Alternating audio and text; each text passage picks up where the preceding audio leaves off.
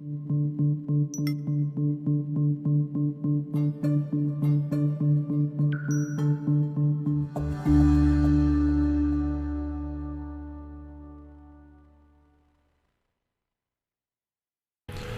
estate agents, are you struggling with the day-to-day grind, dialing for dollars, putting in hours of floor time with little to show for it?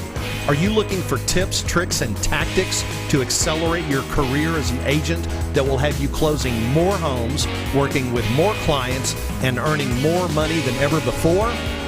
Hi, my name's Cliff Freeman, and I've spent the past 2 decades of my real estate career running one of the top brokerages in DFW and personally coaching over 1,000 high-performing real estate professionals across North America. I created this podcast to share the strategies and tactics you need to explode your real estate business. I guarantee it. Well, hello, everybody out there in Facebook and everywhere else land. Welcome. I think this is, what are we on, Travis? Episode 11 here? Is this...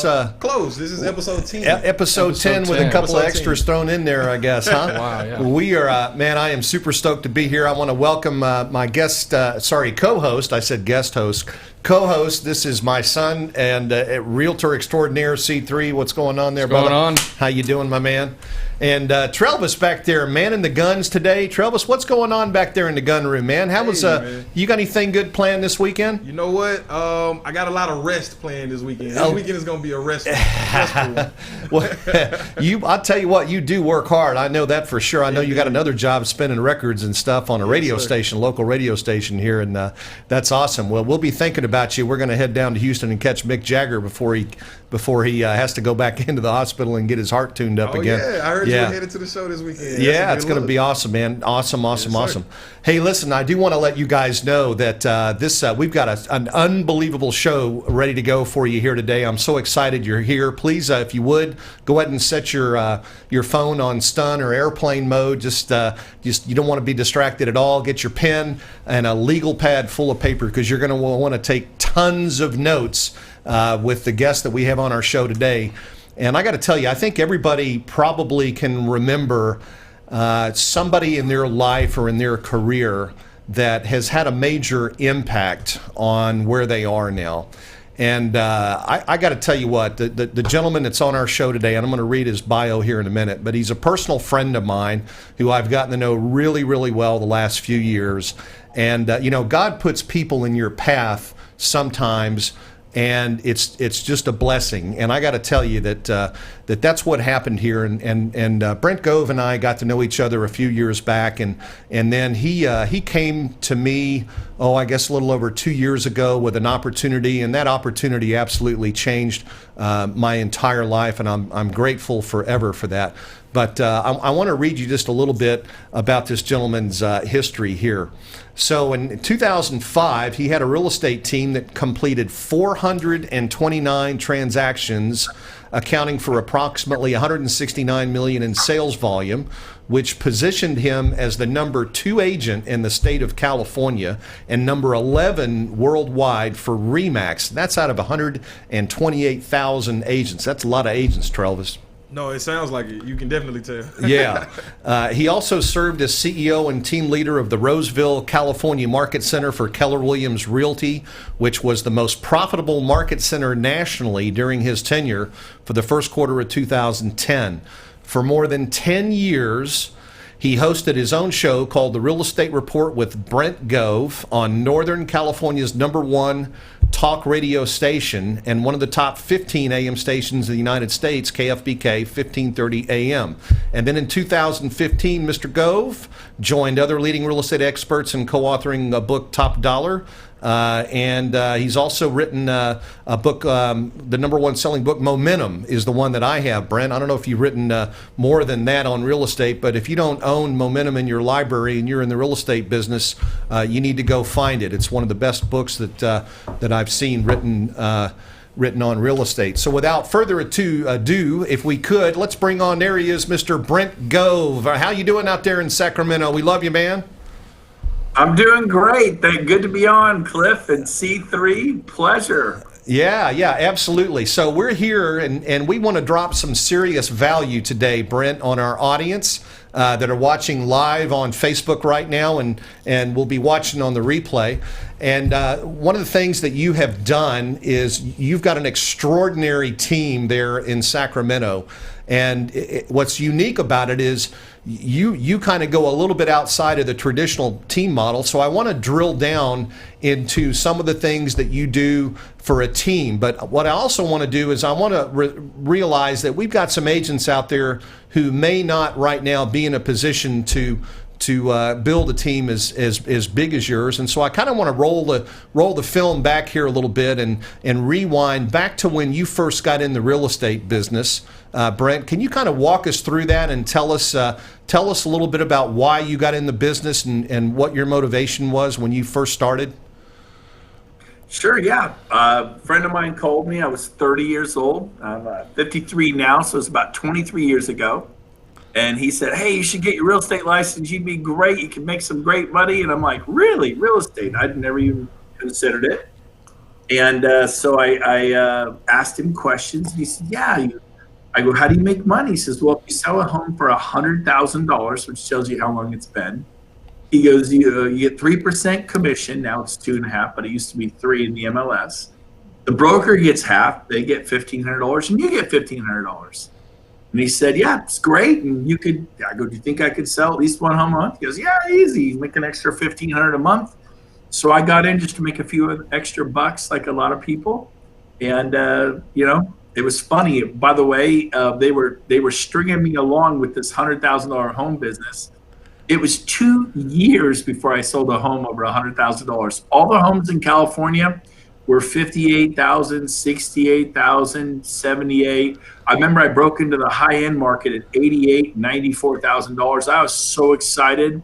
And then after 2 years, I finally hit the luxury market. I sold a home in a rural area on an acre and a half for $128,000 here in California, a suburb of Sacramento. I was in the big times, and I was thrilled. It might as well have been $1 million house. Is that funny? That's how much prices have changed in 23 years. It is crazy, isn't it? I mean, young man like this getting in the business now with prices where they are, it's crazy. And the thing about it is that that's kind of like a built-in raise every year as home prices have escalated and gone up. People in our business have gotten an automatic raise, except for the fact that obviously there's been pressure on commissions. But, it really is incredible. So now, we've got people out there in the audience that are in their first year in the business right now, Brent, and you've been doing this. You're a veteran. You're a titan. You are really you're going to be a Hall of Famer. You already are a Hall of Famer in my book. But what advice could you give somebody? I just want to really just start pouring it out on our audience. What is the best piece of advice that you could give someone who's in their first year in real estate right now who may be struggling a little bit, hasn't quite hit their stride? Right. I would say write this down. Master lead generation. Figure it out. Whether you're a door knocker, you call the expireds, you do the Brian Buffini, Joe Stump, by referral only, Mike Ferry, Tom Ferry, whatever it is you do. I was an open house guy, mastered it in 1 year myself with my showing agents and team. We sold 318 homes in a single year from strangers we met at open houses. So that's we do it completely different. A lot of you hate open houses, and I would too. I hated them too when I did them like you do them and the way I used to do them. But so I would say find a form of lead generation, whether it's marketing, whether it's internet leads, whatever it is, and master it. And when I mastered, for me, open houses, I think my fourth year, I did 48 sales and made almost $400,000, $393,000 back when home prices were low. And then I went on to start teaching. I hired 3 agents the next year and went from 48 to 108, then 180, then 220, then 280, then 340, then over 400 sales a year, 427, I think. And that was good. That was in 05 when home prices were like up there. That was a $3.8 million income year. But it starts with mastering a form of lead generation, applying massive action, getting good quick. That's my advice if you're brand new. And the reason you're struggling is you're not doing that. Okay. So a lot of people don't know where to go or who to turn to for help. How important is it to find the right mentor to help you get on the right track? Because, there's so many different people trying to sell leads to real estate agents and squirrels in our business. So many different paths you can go down. What kind of advice would you offer someone in terms of a leader to follow and support? Yep. Well, I mean, if you're brand new, unless you have serious social skills, and even if you have a very high social IQ and you're very good with people, you don't know what to do. So I always tell people, for those that are struggling and you're in your first year or two, if you have not joined somebody, joined a human being who's a star, 10, 20, 30-year veteran, they have good energy, they're killing it, they're well known in the marketplace, go to work for them for free if you have to. I mean, I'm sure you could get at least a 50-50 split. They go, well, God, I'm leaving a lot of money on the table. Really? How's it working out for you? You're struggling, right? So I'd rather bring that superstar with me on a listing appointment for $800,000 and get the listing than to go on the listing appointment by myself, not get the listing, and keep 100% of nothing. I'd rather have 50% of something. And by the way, at 3% of 800, that's $24,000. Your 50% is $12,000. That is something. It's nothing to shake a stick at. So that's my advice there. Yeah, and so that's not really new math. I mean, we're not preaching anything that's this crazy new math you're teaching in schools these days. But it's like you said, 100% of nothing is still zero. And so, if you can get an education, and it's a shame because you can go to college and you can major in real estate and not have any of the skills that you need to go out and be successful in real estate sales. That's something that's a lot of that's on the job training, Brent. And so you've been a master at finding great talent to bring onto your team, and you're their mentor, and you help them and encourage them and get their skill set up. What would you attribute? What's the single most important thing, Brent, that you do as a team leader that has catapulted you to this massive success? Number one, if you're taking notes, surround yourself with talent. First thing you need is a personal assistant.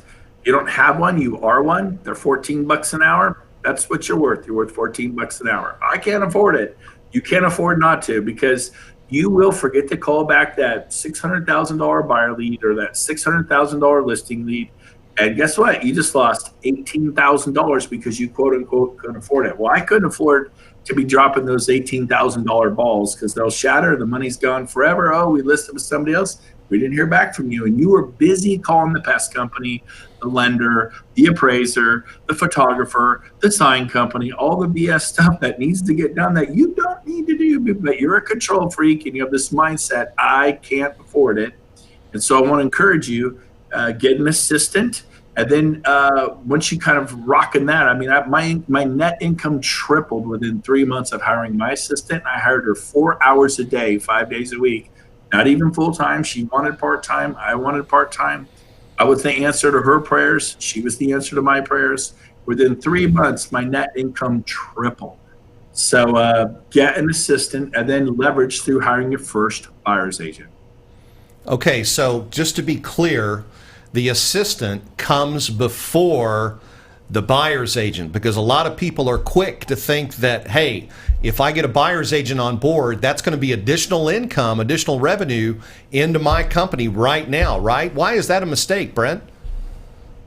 Well, I mean, if you have an assistant who's dialed in, she's going to help you with that buyer's agent. So it's you and your assistant helping that buyer's agent. They feel more like they're joining a team, they're part of something instead of just you. And then you'll be so busy doing all your your administrative work for yourself, and now for that buyer's agent, you'll find your own personal sales will slack off. So I think you need to be dialed in. And I was selling 48 homes a year, with a personal assistant, making $393,000 a year, and she was working 4 hours a day, 5 days a week. Now within 3 months, I said, "Hey, you want to go full time? I could use the help." She goes, "Yeah." And so she went full time, and I didn't double her pay, I tripled it. And because my net income tripled, I took care of her. And I think when she finished working for me 5 years later, she was making $8,000 a month as my personal assistant, almost $100,000 a year. She was invaluable to me. I was happy to pay that to her. So now let's fast forward to this year. Actually, it's been sooner than this year, but you have a gentleman that you've basically partnered with. He's a great guy, James, one of my favorite people in the world. And aside from you guys playing golf every Friday, James really has sort of filled that head of operations role on your team. Is that how you would describe James now? Is he kind of like the operations head? He was my chief operating officer, my COO. Actually made him a partner now. He owns a corporation, and I kind of partner with him in his corporation. And there's lots of reasons to do that tax-wise. But so he went from being my chief operating officer to my a partner. But yes, he still oversees everything. We have 24 agents today, 17 buyer specialists, 7 listing specialists. I don't work with buyers. I don't work with sellers. Complete and total 7th level for a year and a half now. Greatest thing in the world. And I love buyers and sellers, but I love my family more. Yesterday, I was swimming in the pool with my wife at 2:30 in the afternoon. Not a care in the world. The waterfall's going. Last night, we had the fire pit going, the kids. I mean, it was just so much fun when you don't have to worry about it. But I mean, I worked hard to put it together. Well, absolutely, yeah. And you know that you say the 7th level. Obviously, we're talking about a term that was coined in Gary Keller's book, The Millionaire Real Estate Agent, where that's actually the point where you can ostensibly, good SAT word, Trelvis, right there. Yep, you like that one? I'll write that one down. Ostensibly, yes. I'm writing it down as we speak. All right. So ostensibly, you could step out of your business and have it run on automatic pilot. Now, most of us who've tried that find that it's like being a restaurant owner, okay, and deciding at some point, well, I've had it, you know, I'm gonna step out of the restaurant business and I'm gonna hire somebody to come in and run it. And then what happens 3 months later? The people stop showing up, the restaurant goes to pot, and nothing happens. How do you maintain that level of customer experience, that operational quality that you guys have without you being there? I mean, you're just now sort of sharing your vision with these folks, but how do you make that transition out of the business? What's the secret, Brent? Well, for me, what I did was I hired my best agent. Everybody loves Krista, and I had 9 agents that were completely like rock, had been with me 8, 10, 12 years. But then I hired Krista to take care of about 10 other agents that needed more hand-holding, more support. And I simply paid her to be that for them. Paid her pretty good too, but she paid her well enough to where they want to go on a listing appointment, she's there. They need help writing an offer, she's there. And so she became me. She started making literally probably 10, 15,000 a month extra. Like, oh my gosh, that's a lot of money. Well, you can afford it if you have those buyer's agents in place. And so I did, and it is wonderful. The team's happy. We have 100% retention. I came to EXP 2.5 years ago with 18 agents. They're all still here today. I have 24. I've actually grown it by 6. Turned away about 30. We're very picky about our culture. But we work with, we want agents with good energy, agents that we want to hang out with in Maui, because we go to Maui every year as a team. We spent 9 days in Maui this year. Then coming up, we're going to the Caribbean. I have 23 cabins. We're on the Allure, Royal Caribbean's largest boat. And we're going to spend 8 days in the Caribbean, got to get there a day early, and of course, a 7-day cruise. We travel together, we have fun together. So I don't want to bring them on vacation. They're not coming on my team. You got to be fun, loving, outgoing. And then, of course, I disc test them. And I like the high I, high D, not high D, high I. If you don't understand the disc test, you need to learn it. High Ds take over the world. They don't work for me because they will quit your team and leave very quickly. They're generals. They'll work with you for 6 months to a year and they are gone, has been my experience. So I hire the high I. The high I loves being on a team. They're team players. I myself am a very high I. I max the chart. If you want to go to Tahiti tomorrow and I can swing it, I'm getting on a plane and go party with you in Tahiti and have fun. So people first is I, and they love being on teams. My D is also extremely high. My I and D are like right here, but my I is a little bit above. So when I hire high I, outgoing, people first, people loving, people with a ton of D, so they have the drive to get it going. If you hire a high I and low D, they'll show property to people, love them, half a year later, I can't get them to write an offer. That's because their D is low. So my secret sauce for hiring is I only hire high I, high D, but the I must be higher than the D. So the value of people, because the high D is like, they'll just blow people out of the water. They're intense. High Ds are CEOs of companies. They're the most successful people in the world. They're just not going to be on my team. Right, right. Yeah, and so, Patrick Lencioni says to be a good team member, you need to be hungry, humble, and smart. And now we're going to add to that, you got to be a high I with a slightly lower D, right? Yeah, medium to high D. Medium to high D. Medium to high D. But it can't be higher than the I. I don't enjoy working with the high Ds on my team.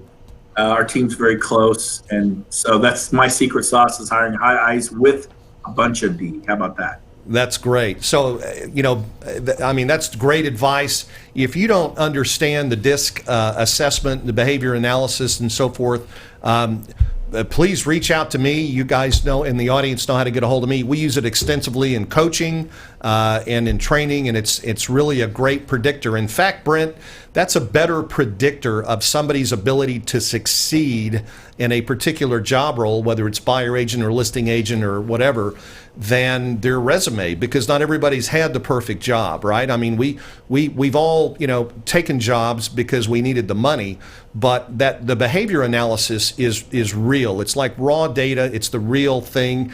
And there's the adaptive part and the natural part, and you can really, if you understand the difference and how to match those, and particularly for the job post that you're looking for, the job that you're trying to fill, it's a really, really powerful tool. And hey, by the way, I downloaded this, and I'm sorry it's in black and white, but this is a flyer for your cruise. The color version I've actually taken the liberty to upload for our guests. If you go to www.getcliffsnotes.com, you can download that. And Brent, since you have it in a public domain on your website, I also, there it is. Yep.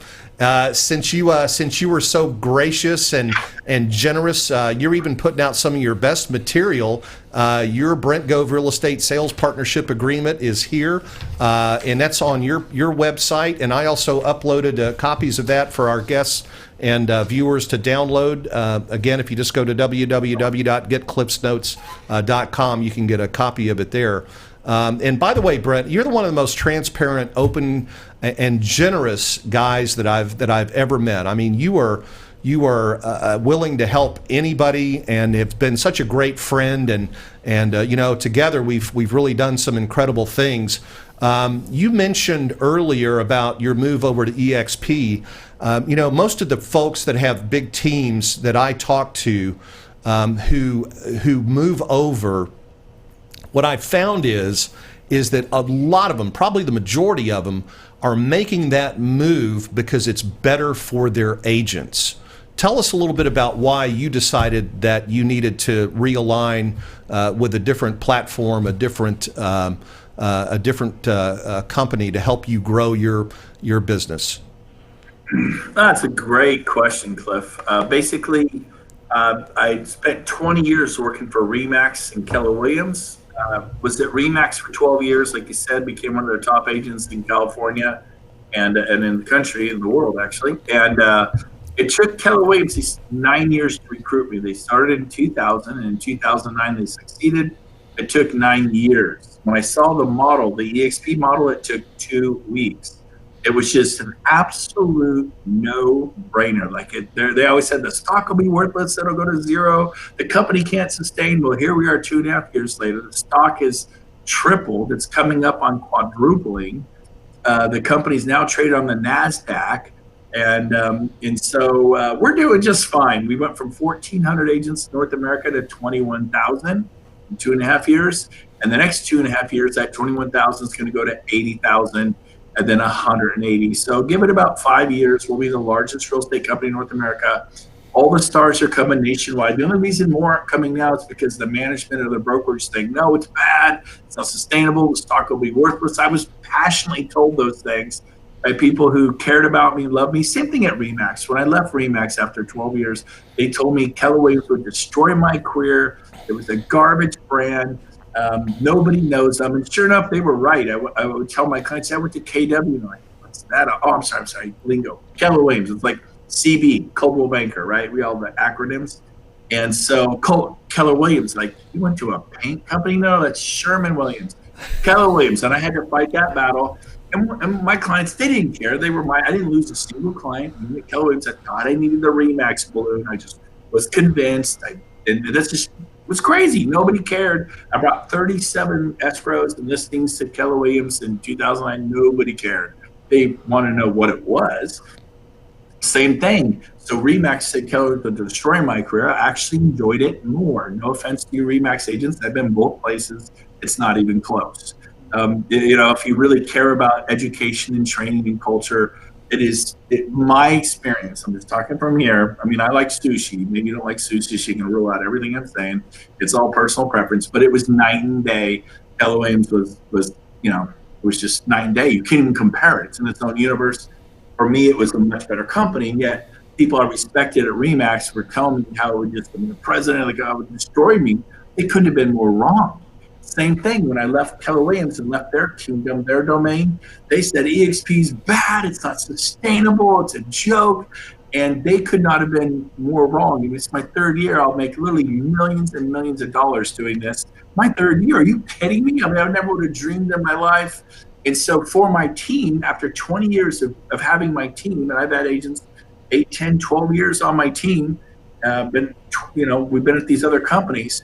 We left Remax and Keller Williams with nothing. We were mere renters.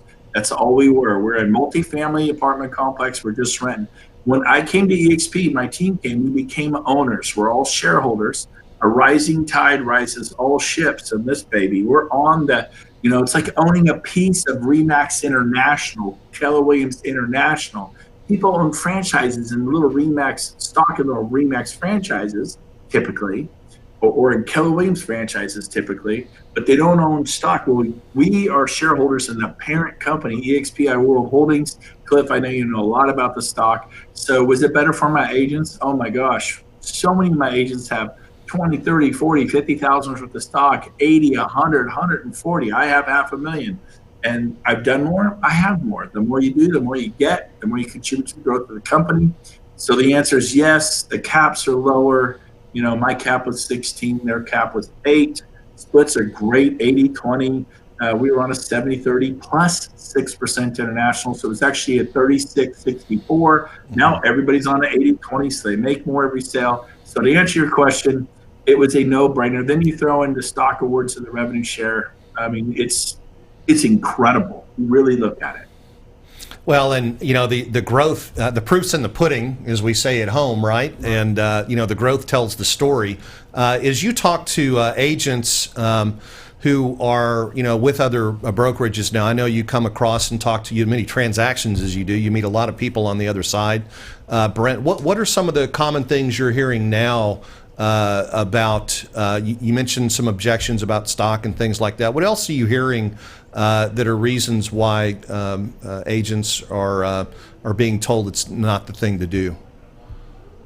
Oh, we're cloud-based companies, so the company doesn't have like a corporate headquarters. We have 460 employees, but as agents, look behind me. I'm at an office. I'm in California. If I turn it this way, there is nice blue sky, beautiful day here in California. I don't have it though because it silhouettes me, but when I had a clear day, I could see the Sierra Nevada over there. And so basically, that is, we have offices. I think there's 80 offices in California alone. In Sacramento, there's probably 18 offices. The agents, we just go get our own stuff. I'm here. We just did a team meeting in the conference room that holds 40 people, secretaries. So you will have an office in Regis Corporate Suites. That's where I am. And everyone's like, well, my office is free. No, it is not free. What do you pay your broker? 30, 40, 50, 60,000 a year, 80, 100,000 a year. Yeah, they're giving you a free office. It's not free. You're paying them, and they take that money and provide you an office. We simply get our own office. You can get these for $200, $300, $400 a month. You can spend $700, $800, $900 a month. It just depends. But a private office, yours 24/7. You will be working out of an office. That's myth number one. Number two, the stock will be worthless.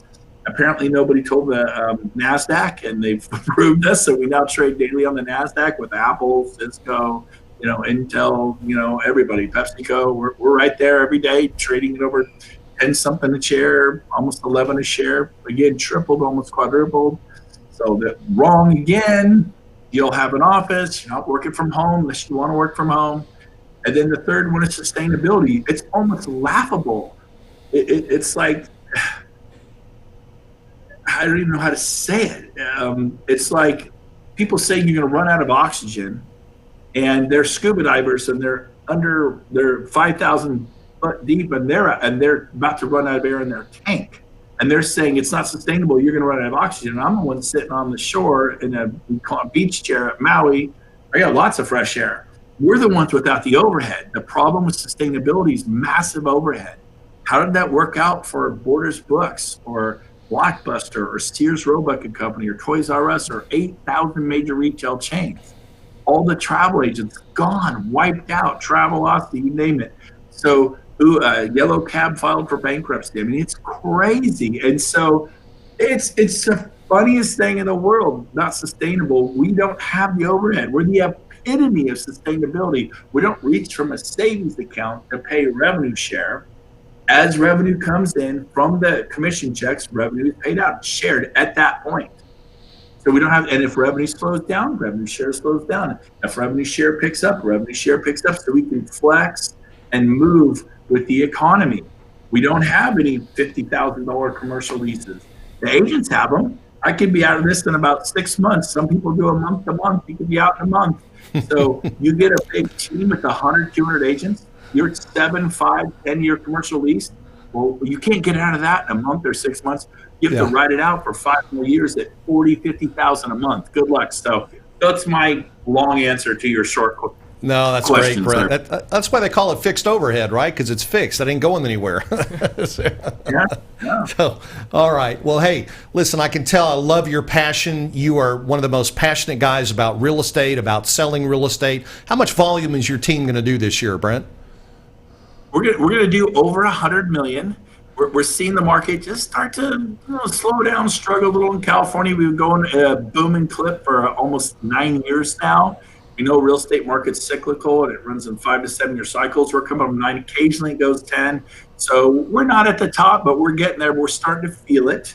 My EXP team will close 28,000 sites this year, 28,000 closings. So they say, oh, nobody's selling any real estate over there. Well, how many are you closing this year? I'm closing 28,000, and excited to have you be a part of that clip in C3. So it's just such a privilege and honor to be at this company. And all we do at EXP is help other agents and brokers. We sell a ton of real estate and we help each other. We help each other and sell a ton of real estate. Lock in arms. It's a nail on the head. It's leaders creating leaders. And Brent, I got to tell you, I'm so grateful and so thankful to be working with you, because I know you've got a big event coming up in August, the 20th through the 22nd at the Red Rock Casino in Vegas. We're going to be there.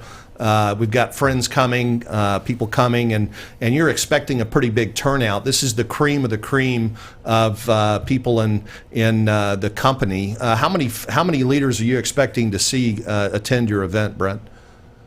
Well, the first time we did it was 15 months ago. They go, let's just go golf in Scottsdale, have fun, play, hit the pool, and then maybe in the afternoons we'll do 2-3 hours worth of meetings and mastermind and collaborate. We had 88 people fly in from all over the U.S. on just this last minute spontaneous, we're meeting in Scottsdale. Let's go. Let's have fun. Were you at that meeting, Cliff? We were there. We've been to almost every one of them. Yes, sir. We were there. Remember, there was about 88 people, right? Yep. So this year we have 1,100 coming, because this model, this EXP model, is going berserk. I beg you, don't listen to your manager. Don't listen to your franchise owner. Research it on your own. You're missing the opportunity of a lifetime, because sincere people that you respect, that are passionate, are telling you this is a joke, and they couldn't be more wrong. They're vested. They can't see the forest through the trees, and it's their kingdom. They're not about to pivot. They're in, and they've signed franchise agreements. They couldn't join us if they wanted to, but you can, and you need to ask questions and research and make up your own mind. Do not decide, because I'm telling you what, baby, EXP is here, and we're going big time. Well, like I said, boy, I've never seen anybody so passionate, Brent, and I'm right there alongside you. I remember you told me one thing, and because I was an independent broker for 9 years, and I thought I'd reached the top of the world at that point, and then I looked at things, and you said, you know what, you just need to do what's right for your family. And when you put it in that kind of a perspective, it makes the decision pretty easy. I've got my son in business with me now, and God has just done so many great things in my life, and I'm so thankful that He put you in my life and our lives as well. Brent, I want to thank you again. I want to say hi to Cliff Jr. What's going on, buddy? How you doing? What's going on, Brent? I'm doing well. It's great to see you. I'm so excited for your event in August, and I'm looking forward to some great time together. Yeah, we're trying to decide, is it too hot to bring the sticks? You like to play at 6 in the morning, though, right? Yeah, we get out there when it's 70, 75, and we're done by 10:30, and it doesn't get hot till noon, 1, 2. So come play in our golf tournament. We're at the Red Rock 5-star resort. We'll tee it up. We'll have some fun, hit the pool, and then our event starts at 2:30 every day because we want to be together. EXP, man, making real estate fun again. We're having a blast. We don't coop you up from 8 to 5 in some beautiful location. We experience the location. We enjoy each other, and then we rock it from 2:30 to 6:30 for 4 hours. And we go out to dinner and play all night. It's going to be a blast. Don't miss it. And if you guys don't know these two, Cliff and Cliff Jr. are superstars. I respect them. I love them. They got it going on. You have my admiration and respect. So thank you for letting me be a guest on your show. It was an absolute honor. I was blown away they asked me to be here, and it's truly a privilege. Thank you, guys. I appreciate it. Well, thank you, Brent. Thank you for dropping the huge value on our audience today, especially the behavioral characteristics some of the keys that to success that you've had. I mean, that's so valuable, and I listen to every word you speak. So just remember that. I remember everything you say, okay? Right. All right, Thanks, Brent. guys. Well, hey, man, much love from Dallas, Texas, all the way out to Sacramento. It was great to see you, my friend. Thank you so much for being on the show today. Just one more time, if you'd like to get copies of Brent's team agreement, as well as we got to do that cruise for our team, man. Yeah, I'm telling you, so. Brent, we're gonna start doing the cruise for our group. I know exactly which one we're gonna do. It'll be in January, and so my team members. And by the way, we are seeking talent here in the Dallas area. If you're on a team, if you're a buyer agent, you need to get a hold of me and learn about a better way to improve your life, your family's life, and your real estate future. I'd love to speak with you. All right, so that's a wrap for the show today. Trelvis, thank you very much, sir, for running the guns back there again for us today. It's always a pleasure. My pleasure. All right, and you in the audience, God bless you. We'll see you next week, same time, same station. Y'all have a great week. Go out and crush it.